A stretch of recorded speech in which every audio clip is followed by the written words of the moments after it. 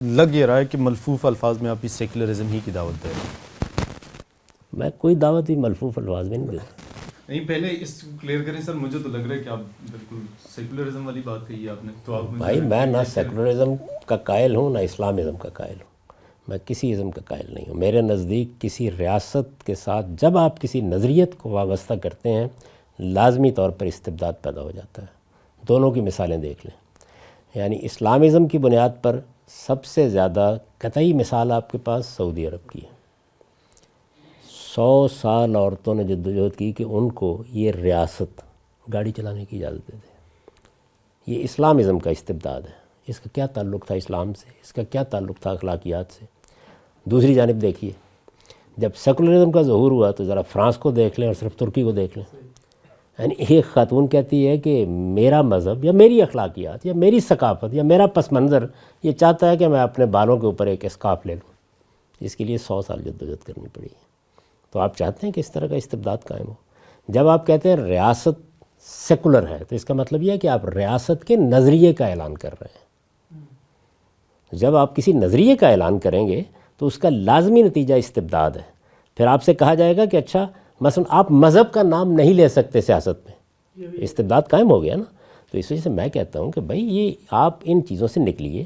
یہ اصل میں پچھلی صدی کے بحثیں تھیں جب فاشزم, کمیونزم, سوشلزم فلاں اور فلاں آ رہے تھے. سیکولرزم کی بات بھی کرنی پڑی یورپ میں ایک زمانے میں. اس کی وجہ یہ ہے کہ مسیحی چرچ کا استبداد قائم تھا. اس میں دنیا کیا ہے, دنیا کے تقاضے کیا ہیں, یہ پس پش ڈال دیے جاتے. سیکولرزم ہے کیا حقیقت میں؟ یہ ہے کہ بھائی دنیا میں بھی کچھ رہنا ہے, اس کے بھی کچھ معاملات کرنے ہیں. یہ تو اس کی پھر ایک سیاسی تحلیل ہے کہ ریاست کو مذہب سے کوئی تعلق نہیں ہوگا. میں یہ کہتا ہوں ان میں سے کچھ بھی کہنے کی ضرورت نہیں ہے. یعنی آپ نے ایک انتظامی وحدت قائم کر دی, جمہوری اصولوں پر اس کا نظم چلائیے, اور یہ بات طے ہے کہ وہاں رہنے والے تمام لوگ جتنے بھی ہیں کسی بھی مذہب, رنگ, نسل سے تعلق رکھتے ہیں, برابر کے شہری ہیں. سر آپ کہیں افراد کے رویوں کو ازم کے رویوں کے ساتھ منسلک تو نہیں کر رہے ہیں؟ مطلب حجاب کا مسئلہ فرانس میں ہوا ہے, باقی جو سیکولر کنٹریز ہیں ان میں تو بڑی آزادی ہے. تو کہیں یہ افراد کے رویوں کو آپ ازم کے ساتھ تو نہیں منسلک کر رہے ہیں؟ بڑا دلچسپ سوال آپ نے کیا. یعنی آپ ذرا مجھے بتائیے کہ کہاں سیکولرزم ہے. یعنی برطانیہ ایک مسیحی ریاست ہے, امریکہ ایک مسیحی ریاست ہے. یہ تمام جتنی ریاستیں ہیں ذرا یورپ کی باقی ریاستوں کو دیکھیے. لیکن سیاسی نظام تو سیکولرزم پر مبنی کر رکھا ہے نا. عملاً یہ ہوا ہے. میں بھی وہی کہہ رہا ہوں کہ عملاً کیا ہوگا جب آپ نے جمہوری اصول کو تسلیم کر لیا, مذہبی ریاست قائم نہیں کی, کسی ازم کو لوگوں پر مسلط نہیں کیا, اور آپ نے یہ مان لیا, تو لازمی نتیجے کے طور پر یہ ہوگا کہ جو کچھ آپ سیکولرزم سے حاصل کرنا چاہتے ہیں ہو جائے گا. وہ حاصل کیا کرنا چاہتے ہیں اچھے پہلو سے دیکھیے, یہ کہ لوگوں پر ریاست کی طرف سے کوئی استبداد قائم نہ کیا جائے. یہی چاہتے ہیں نا. تمام مذاہب کے لیے یکساں اپنی بات کہنے کی آزادی ہو, بات کرنے کی آزادی ہو, کوئی حاکم نہ ہو, کوئی محکوم نہ ہو. تو یہ تو بالکل بنیادی اصول ہے. میں اس کو بہت سے اخلاقی تقاضوں کے لحاظ سے مسلمہ بنا دوں گا. اس کے لیے کیا ضرورت ہے کہنے کی؟ جو سیکولرزم کو بطور ایک اصول کے اختیار کیا ہے جن ملکوں نے, ان میں لازماً استبداد پیدا ہوا ہے. یہ جتنی یورپ کی ریاستیں ہیں سب کی سب اپنا مذہبی پس منظر رکھتی ہیں. ان میں جو بادشاہ سلامت ہیں یا ملکہ عالیہ ہیں وہ اصل میں چرچ کی نمائندہ ہیں. خود امریکہ کا معاملہ یہی ہے. امریکہ کا تو نوٹ اعلان کر رہا ہے.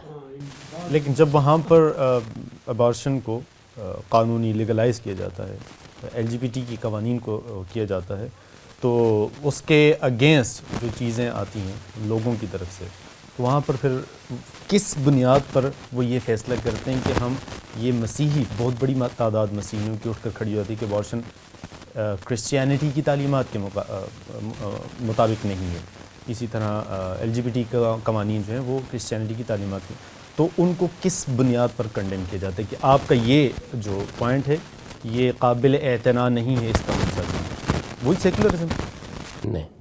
دیکھیے بات یہ ہے کہ اگر کسی جگہ پر مسیحی لوگوں کی اکثریت ہے اور وہ یہ کہتے ہیں کہ ہم اپنے لیے کوئی قانون بنانا چاہتے ہیں, تو کس جمہوری اصول پر آپ ان کو روکیں گے؟ یہ جو مثالیں آپ نے دی ہیں وہ لوگوں پر کوئی چیز مسلط کرنے کی نہیں ہیں, لوگوں پر پابندی نہ لگانے کی مثالیں ہیں. مثلا کچھ لوگ ہیں وہ یہ کہتے ہیں کہ جی ہم مرد اور مرد کی شادی کو جائز سمجھتے ہیں, یہاں سوال یہ پیدا ہوا ہے کیا ان پر پابندی لگائی جائے؟ الٹ ہے سوال. جب آپ کسی ازم کو لے کے چلتے ہیں تو ازم اصل میں دوسروں پر اپنا استبداد ڈالنے کا نام ہے. تو اگر فرض کر لیجئے ایک ریاست قائم کی گئی ہے، جس ریاست کو آپ نے قومی ریاست کے طور پر منظم کیا ہے، وہاں پر لوگ رہتے ہیں، ہر مذہب کے، ہر نقطہ نظر کے ماننے والے ہیں، تو ان میں وہ بھی تو ہوں گے جو خدا کو نہیں مانتے. ایسا ہی ہوگا نا، یعنی ان کو آپ نکال تو نہیں دیں گے. وہ بھی ہوں گے کہ جو اخلاقی اصولوں کو، یعنی یہ جو انفرادی اخلاقیات کی بعض چیزیں نہیں مانتے ان کو. جس کمیونٹی کی آپ نے مثال دی وہاں بھی تو یہی ہے نا. یعنی مذہبی لوگوں کا یہ تصور کہ اس نوعیت کا تعلق قائم کرنا یہ اس طہارت کے منافی ہے جو اللہ تعالیٰ کو مقصود ہے، وہ نہیں مانتے اس بات کو. تو اصل میں اب سوال کیا پیدا ہوا؟ سوال یہ پیدا ہوا کیا آپ ان لوگوں پر جو کسی چیز کو نہیں مانتے ریاست کی طرف سے مسلط کر سکتے ہیں؟ میں تو اس کا قائل ہی نہیں. اس لیے یہ سوال مجھ سے متعلق ہی نہیں ہوتا. یہ جواب ان لوگوں کو دینا چاہیے کہ جو یہ کہتے ہیں کہ جو بھی ہو اکثریت کو اپنے نقطہ نظر دوسروں پر مسلط کرنے کا حق ہے. نہیں، اکثریت وہی قوانین بنائے گی جن کا تعلق ریاست کے وجود سے ہے. چنانچہ میں نے ایک مضمون لکھا اور اس میں یہ بتایا قانون کی بنیاد کیا ہوگی. صرف اتنی بات ہی تو نہیں کہی، یعنی آپ جو بھی ریاست کا نظام بنائیں گے اس میں اکثریت کی حکومت قائم ہوگی. امرہم شورا بینہم کا اصول ہوگا. وہ ایک ایسا اصول ہے جو مذہبی طبقے کے لیے بھی ٹھیک ہے، باقی دنیا کے لیے بھی درست ہے. اسی بنیاد پر ہوگا. اس کی اخلاقی بنیادیں ہیں. قانون کیسے بنایا جائے گا؟ یا حق تلفی کو روکنے کے لیے بنایا جائے گا، یا جان مال آبرو کے خلاف زیادتی کو روکنے کے لیے بنایا جائے گا. باقی قوانین بنانے کی ضرورت کیوں ہے؟ یعنی باقی اگر کسی کمیونٹی کی ضرورت ہے بنا لیں. اگر ان کے پاس اکثریت ہے تو ضرور بنائیں قوانین، لیکن وہ دوسروں پر کیوں لاگو کیے جائیں گے؟